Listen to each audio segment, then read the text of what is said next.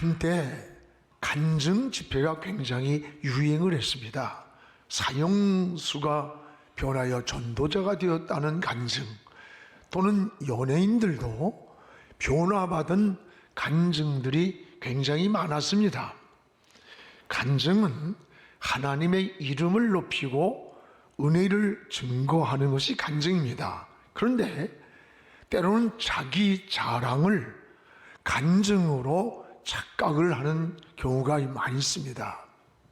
여러분, 간증과 자랑은 전혀 다릅니다. 간증은 하나님을 높이는 것이고 자랑은 자기를 높이는 겁니다. 전에 어렸을 때 쓰리꾼으로 교도소에서 6개월을 살다 나왔는데, 이 사람이 간증을 하면서 자기가 전과 팔봉이라고 자랑을 해요. 그리고는 자기가 명동의 칼잡이였다는 거야.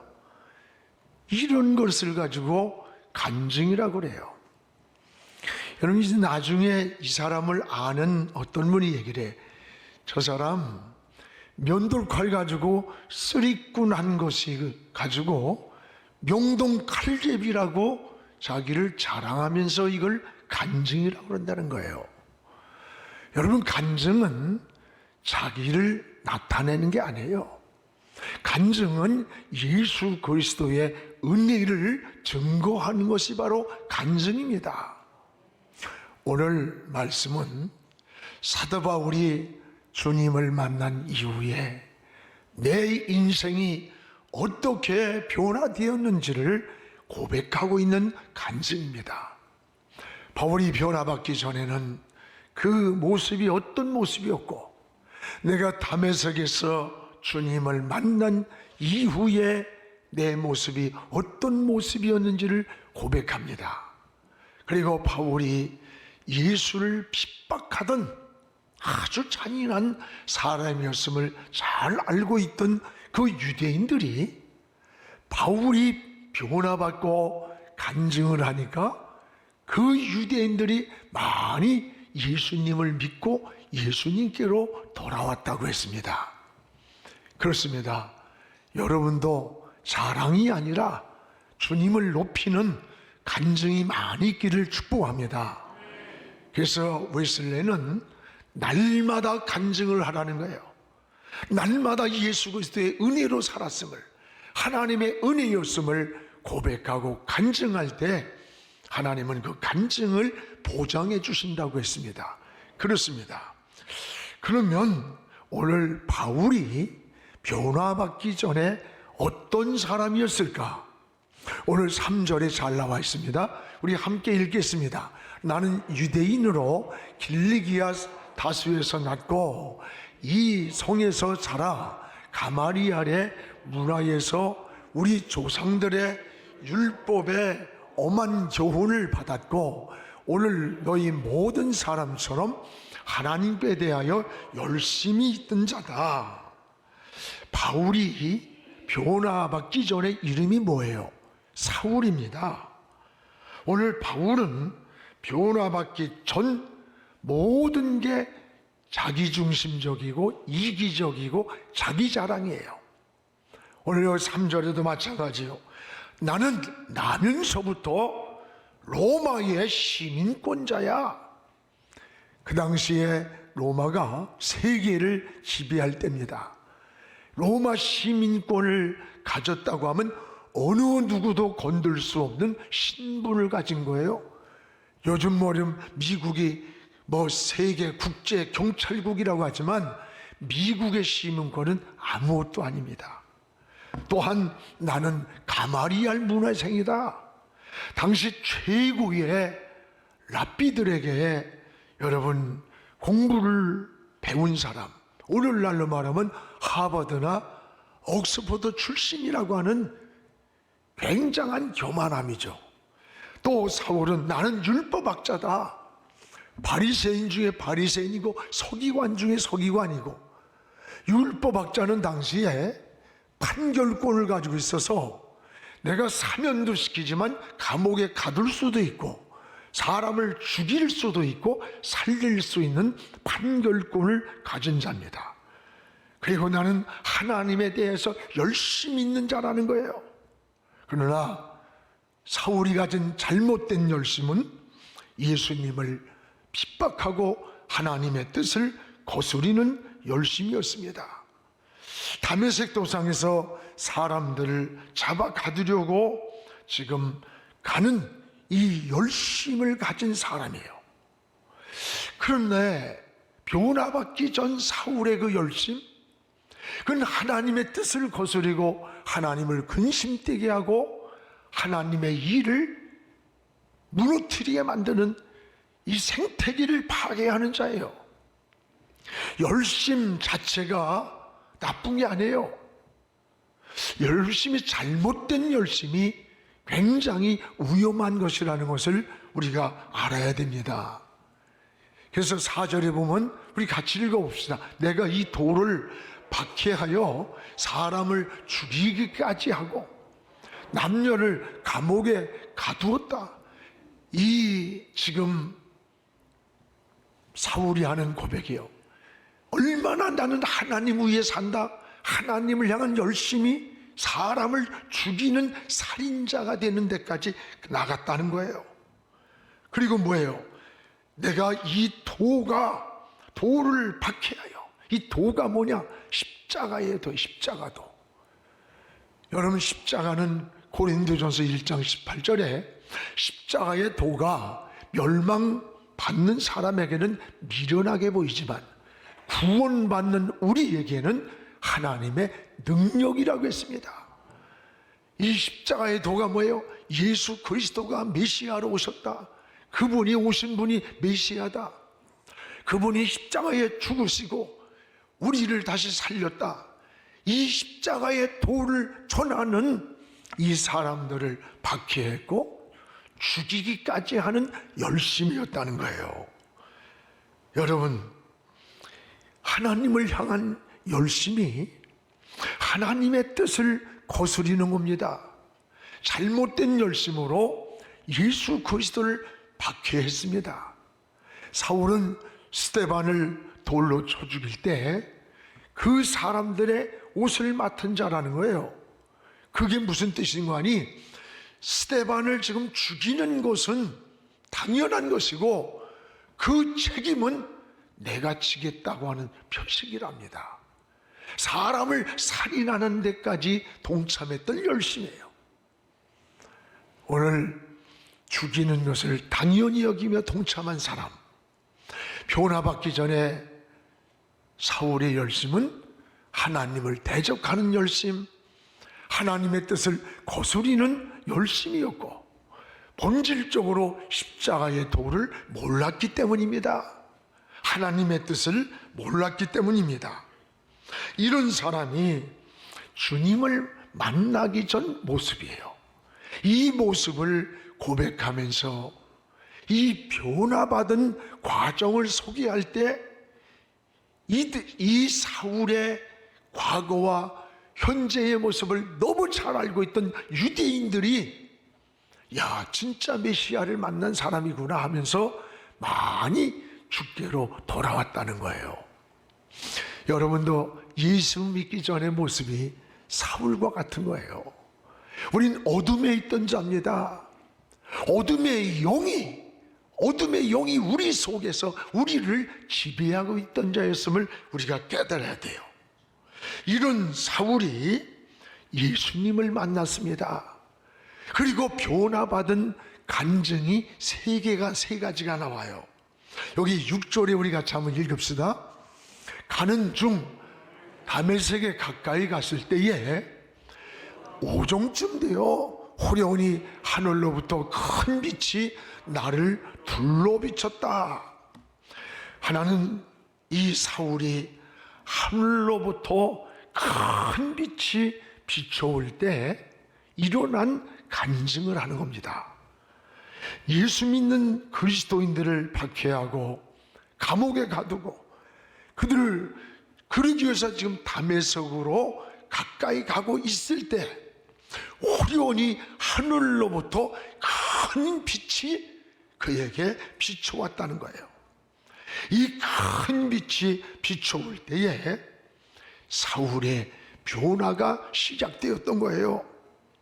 여러분, 하나님이 세상을 창조할 때 제일 먼저 무엇을 가지고 창조했죠? 빛입니다.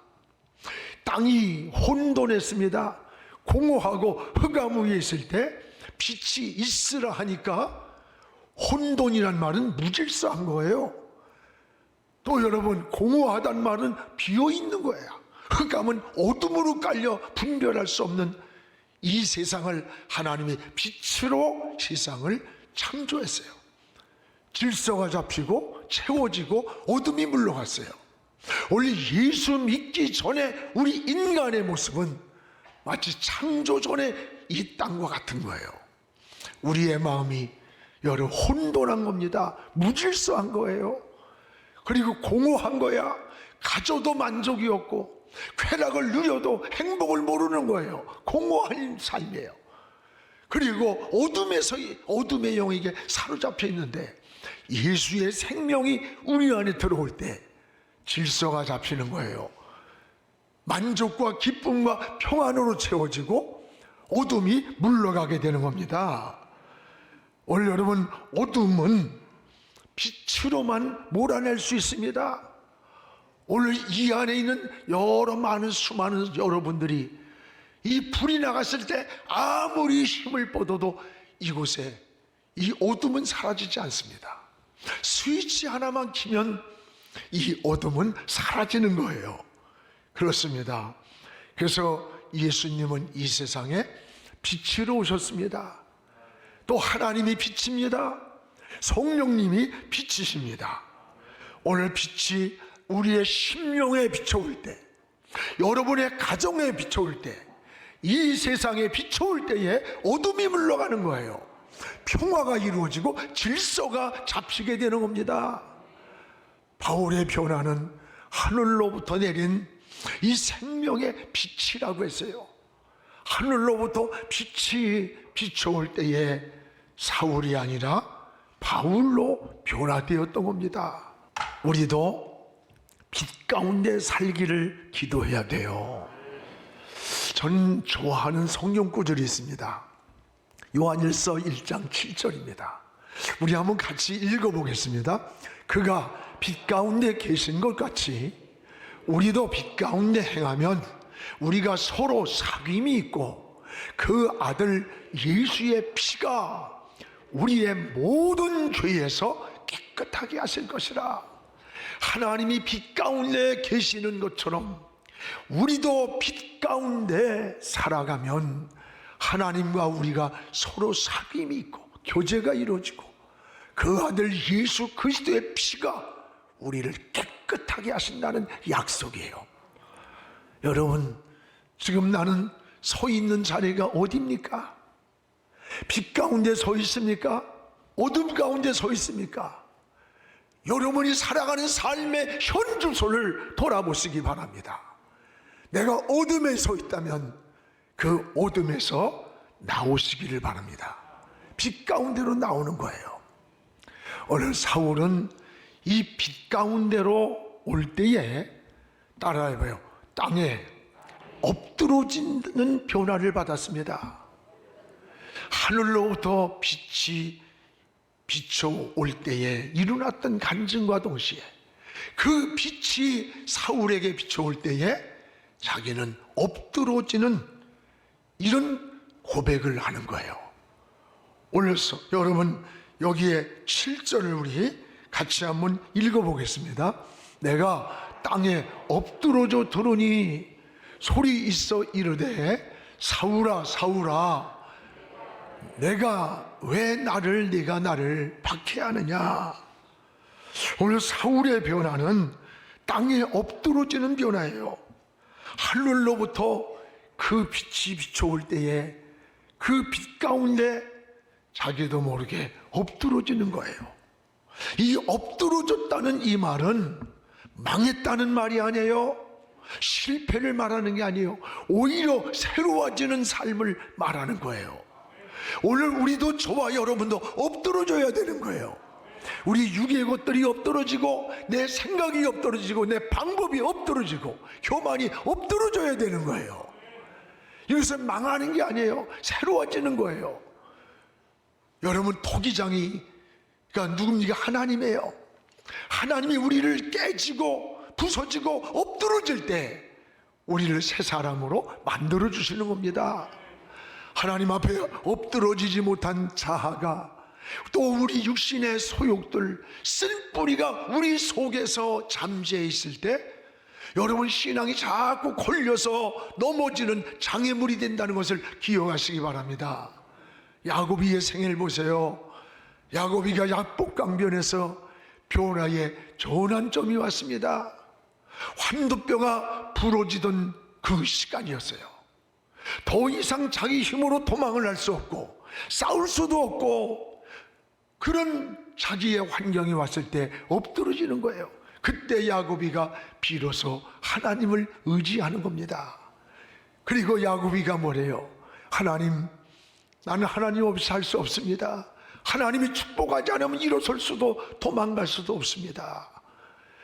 그 고백을 할 때 하나님이 비로소 너는 내 이름이 이제는 야곱이 아니라 너는 이스라엘이야.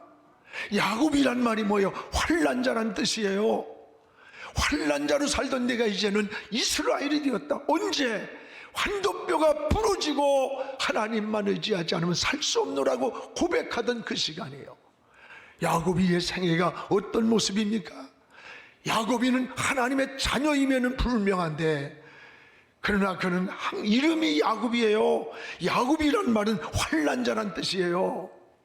그가 삼촌집에서 성공하고 돌아오는 것 같지만 불안과 근심과 두려움과 쫓기는 생활이에요. 또 야복강만 건너면 그토록 그리던 고향 땅을 가야 되는데, 저 고향 땅 야복강 건너편에서 에서가 장자권을 빼앗긴 분노를 품고 형이 400인의 군사를 거느리고 20년간 칼을 갈고 있는 거예요. 성공했으나 쫓기는 생활, 성공했으나 불안과 두려움과 여러분 떠나지 않는 생활. 야고비는 끝까지 인간적인 생각을 합니다. 저 형이 재물을 보내면 마음이 풀릴까? 재물을 보냅니다. 조카를 보내면 마음이 풀릴까? 마지막은 자기의 아내까지 보냈어요. 다 이뤄도 나만 살면 다시 돌아가 돈 벌고 살 수 있다고 하는 철저한 이기주의자가 야곱이에요. 그는 하나님의 자녀지만 그 이름이 야곱입니다. 그러던 야곱이가 이 야복강 나루터에서 쫓아온 삼손, 앞으로 가지도 못하는 진퇴양난에서 마지막에 환도뼈가 부러져서 도망을 갈 수도 없고 일어설 수도 어쩔 수 없는 마지막 상황에서 그는 하나님을 의지하는 거예요. 하나님 나를 붙잡아 주지 않으면, 하나님이 축복하지 않으면, 하나님이 나를 인도하지 않으면 난 살 수도 갈 수도 도망갈 수도 없습니다. 그 고백을 하는 그 시간이 엎드러지는 시간이에요. 엎드러지는 그 시간에 뭐라래요? 야곱아, 너는 이제부터는 야곱이 아니라 이스라엘이라. 야곱이란 환난자가 아니라, 성공을 했어도 환난이 떠나지 않던 네가 아니라 이제는 이스라엘이야. 승리자다. 하나님은 이름을 바꿔줬어요. 그리고 그 길을 가는데 쫓아오던 삼촌이 멈췄어요. 400의 군사를 거느리고 죽이려고 기다리던 형 에서의 마음이 눈독도 풀려져서 이 뒤틀린 관계가 풀렸던 거예요. 한순간에. 여러분, 우리는 대개 왜 분노하고 상처를 받고 그런 줄 압니까? 내가 가해자가 아니라 피해자다, 이런 마음 때문에 그래요. 야고비는 지금, 아니 지가 장사권 팔았지, 내가 열심히 일해서 돈 벌었는데 왜 이래? 왜 괴롭혀? 나는 피해자야 라고 하는 분노 때문에, 그 마음 때문에 여러분 사랑을 받지 못하는 거예요. 환난이 떠나지 않는 거예요. 야고비는 환도뼈가 부러지는 그 시간에 내가 형을 괴롭혔던 사람, 장자권을 뺏었던 가해자라고 하는 걸 깨달은 거예요.